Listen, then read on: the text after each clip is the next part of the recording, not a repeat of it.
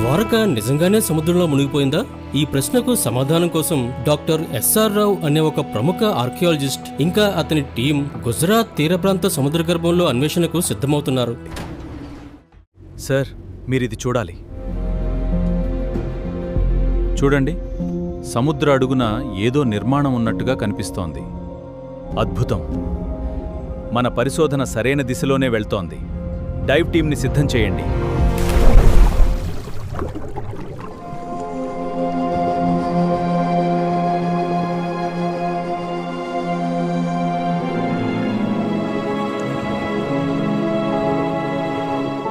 ఇవి సహజంగా ఏర్పడినవి కావు, ఖచ్చితంగా మనుషులు నిర్మించినవే. సముద్రం అడుగున ఆ మహానగరానికి చెందిన రాతిగోడలు, పడవలను ఆపే పెద్ద పెద్ద లంగర్లు వాళ్ళకు కనిపించాయి. భారీ అలలు ఆ మహానగరాన్ని ముంచేశాయన్నది కథ కాదేమో, అది నిజంగానే జరిగిందా అనే అనుమానం ప్రపంచానికి మొదటిసారిగా కలిగింది అప్పుడే. అయితే సైంటిస్టులు కనుగొన్న ఆధారాలు పురాణాల్లో చెప్పబడిన కథతో సరిపోతున్నాయా లేదా అన్న ప్రశ్నకు సమాధానం వెతికే ముందు మనం ద్వారకాకి సంబంధించిన కొన్ని కీలకమైన ప్రశ్నలకు సమాధానం తెలుసుకోవాలి. ఆ మహానగరం రాత్రికి రాత్రే సముద్రంలో ఎందుకు మునిగిపోయింది? ఆ నగరం మునిగిపోవడం వెనుక నిజంగానే ఏదైనా భయంకరమైన శాపం ఉందా? ద్వారక నాశనం అవుతుందని శ్రీకృష్ణుడికి ముందే తెలిసినా కూడా ఆయన ఎందుకు ఆపలేదు? ఈ ప్రశ్నలన్నిటికీ సమాధానాలు తెలియాలంటే మనం వేల సంవత్సరాలు వెనక్కి వెళ్లి ద్వారక ఆఖరి రోజుల్లో అసలు ఏం జరిగిందో చూడాల్సిందే.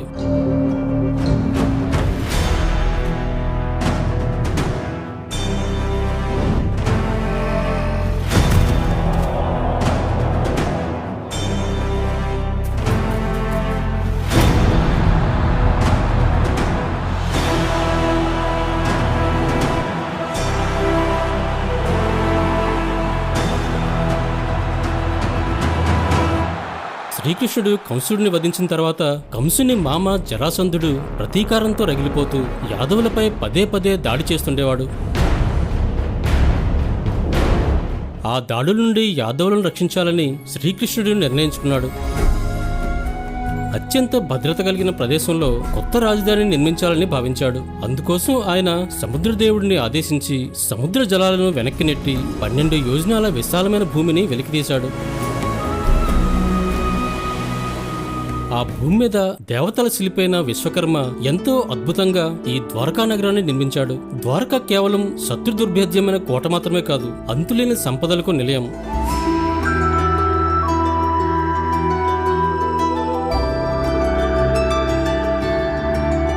కానీ చరిత్ర ఎప్పుడు ఒక కఠినమైన నిజాన్ని గుర్తు చేస్తూనే ఉంటుంది.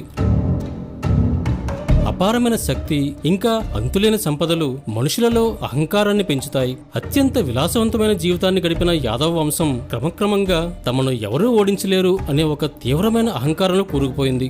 ఆ అహంకారం క్రమంగా వారిని ధర్మ మార్గం నుంచి దూరం చేసింది. సరిగ్గా అదే సమయంలో సుదూర ప్రాంతంలో ధర్మానికి అధర్మానికి మధ్య జరిగిన మహాసంగ్రామం కురుక్షేత్ర యుద్ధం ముగిసింది.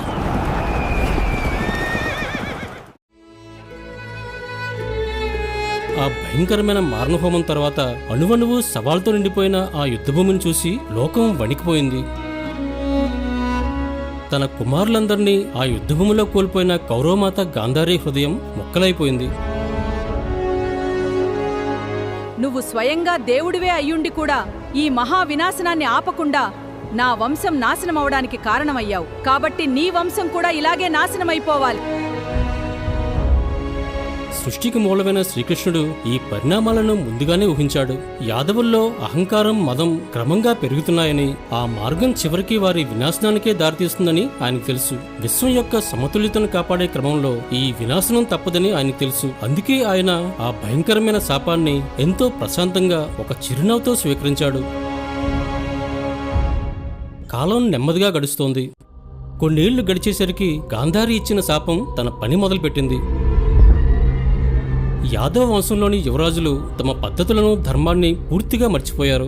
అహంకారం, మత్తు వాళ్ల కళ్లను కప్పేశాయి. పెద్దల పట్ల గౌరవం పూర్తిగా నశించిపోయింది. సరిగ్గా అప్పుడే మరొక వినాశకరమైన సంఘటన చోటు చేసుకుంది. శ్రీకృష్ణుని కుమారుడైన సాంబుడికి ఎదుటి వాళ్ళను ఎగతాళి చేయడం బాగా అలవాటు. ఒకరోజు విశ్వామిత్రుడు, నారదుడు, కన్నుడు లాంటి గొప్ప మునులు ఆ పవిత్ర నగరానికి వచ్చారు. వాళ్ళు ఎన్నో ఏళ్లు తపస్సు చేసిన గొప్ప జ్ఞానులు. కానీ వాళ్ళని చూసి గౌరవించాల్సింది పోయి వాళ్ళని ఎలాగైనా ఆట పట్టించాలని చెప్పి సాంబుడు ఒక వికృతమైన ఆలోచన చేశాడు. ఒక గర్భిణీ స్త్రీలాగా కనబడేందుకు తన కడుపు దగ్గర బట్టలు చుట్టుకుని తన స్నేహితులైన మిగతా యాదవ్ యువరాజులతో కలిసి ఆ మునుల దగ్గరికి వెళ్ళాడు. నాకు ఏ బిడ్డ పుడతాడో మీ దివ్య దృష్టితో చూసి చెప్పండి. తమ తపస్సును ఎగతాళి చేయడాన్ని వాళ్ళు ఏమాత్రం తట్టుకోలేకపోయారు. సాంబడు ఖచ్చితంగా ఒక బిడ్డకు జన్మనిస్తాడు.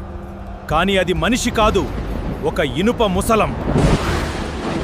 అంతేకాదు, ఆ ఇనుప ముసలం వల్లే మీ యాదవ వంశం మొత్తం నాశనమైపోతుంది. ఆ శాపం మరుసటి రోజే నిజమైంది.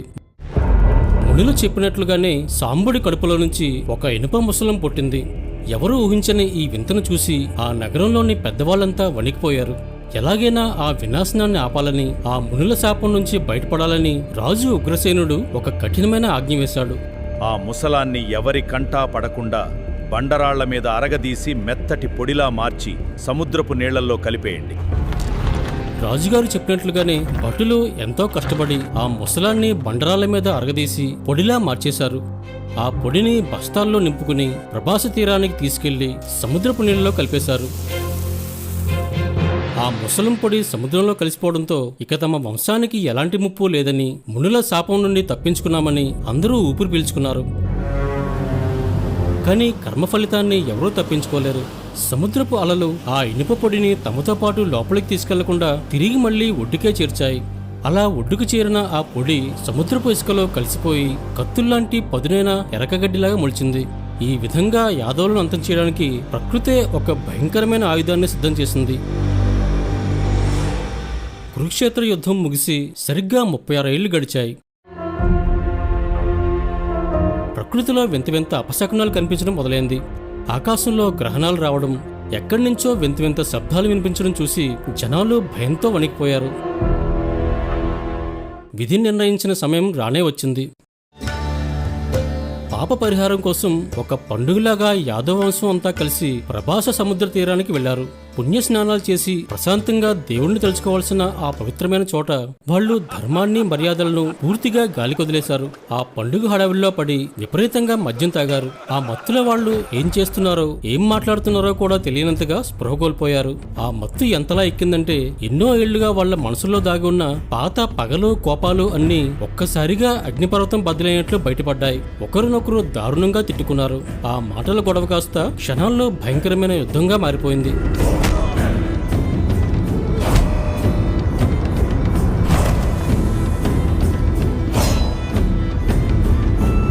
కొట్లాడుకుంటూ ఉండగా కాసేపటికి చేతిలో ఉన్న ఆయుధాలు విరిగిపోయాయి. కొత్త ఆయుధాల కోసం వెతికినా ఎక్కడా ఏమీ దొరకలేదు. అప్పుడే వాళ్ల కళ్ళు సముద్రపు ఒడ్డున మొలిచిన ఆ ఎరకగడ్డి మీద పడ్డాయి. వాళ్ళు ఆ గడ్డిని కోపంగా నేల మీద నుంచి పీకారు. ఆశ్చర్యంగా ఆ సాధారణ గడ్డి వాళ్ళ చేతిలోకి రాగానే అత్యంత బరువైన ఇనుప గదలుగా మారిపోయింది. ఆ మునులు ఇచ్చిన శాపం అక్షరాలా నిజమైంది.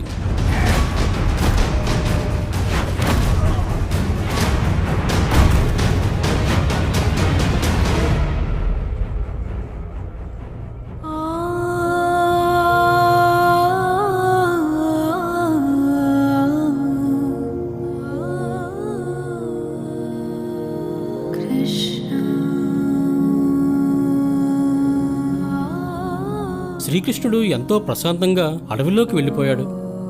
ఈ భూమి మీద తన అవతార లక్ష్యం పూర్తయిందని ఆయనకు తెలుసు.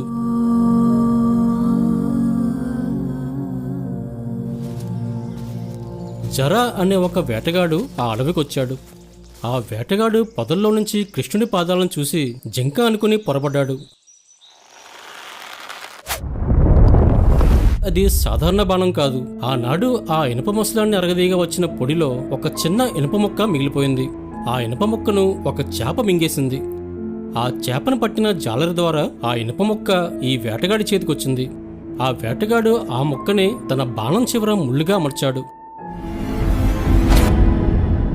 తన పొరపాటును గ్రహించిన జర భయంతో కృష్ణుడి వద్ద క్షమాపణ కోరాడు. శ్రీకృష్ణుడు అతన్ని ఓదార్చి క్షమించాడు. ఆ తర్వాత కృష్ణుడు ఈ లోకాన్ని వదిలి తన దివ్య స్వరూపంలో వైకుంఠానికి వెళ్ళిపోయాడు.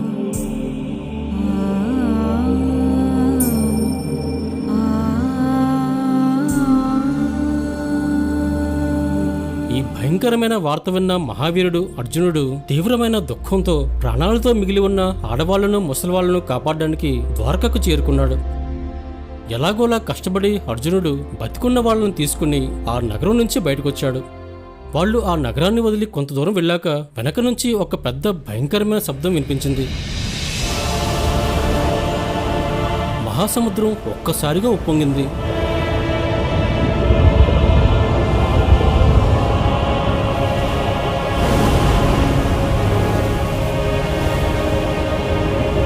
అత్యంత సంపన్నమైన ఆ సామ్రాజ్యం కొన్ని నిమిషాల్లోనే సముద్రం అడుగున ఉన్న చీకట్లలో శాశ్వతంగా కలిసిపోయింది. ఇక్కడితో ద్వాపరయుగం ముగిసింది.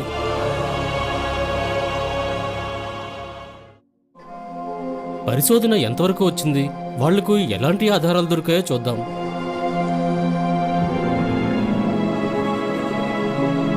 అక్కడ వాళ్ళు చూసిన దృశ్యాలు ప్రపంచవ్యాప్తంగా ఉన్న సైంటిస్టులందరినీ ఆశ్చర్యపరిచాయి.